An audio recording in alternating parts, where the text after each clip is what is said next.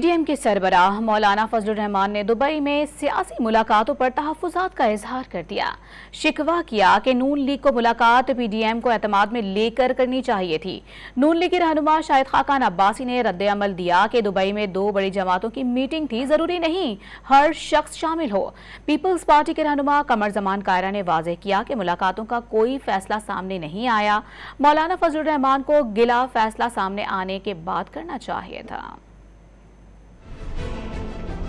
PDM सरबराह का Dubai की सियासी मुलाकातों पर इजहार तहफ्फुज़। पेशावर में मौलाना फजलुर रहमान ने मीडिया से गुफ्तगू में अपने तहफ्फुज़ात का इजहार करते हुए कहा कि नून लीग को मुलाकात पीडीएम को एतमाद में लेकर करना चाहिए थी। इस हवाले से पीडीएम में सवालात उठ रहे हैं। जेयूआई का मौक़िफ़ था अदम एतमाद ना लाएं, सड़कों पर आकर हुकूमत को मुस्ताफ़ी होने पर मजबूर किया जाए। हम सिर्फ अपोजिशन को टूटने से बचाने के लिए असम्बली में गए और हुकूमत गिराई। आज गवर्नर हाउस में लोगों को तोड़ने का इल्जाम लगाया जा रहा है। साबिक वजीर आजम और नून लीगी रहनुमा शाहिद खाकान अब्बासी ने रद्द-ए-अमल दिया कि दुबई में मीटिंग दो बड़ी जमातों के दरमियान थी, जरूरी नहीं कि मीटिंग में हर शख्स शामिल हो। उन्होंने वादा किया कि मौलाना फजलुर रहमान को इत्तेहादी की हैसियत से एतमाद में लिया जाएगा।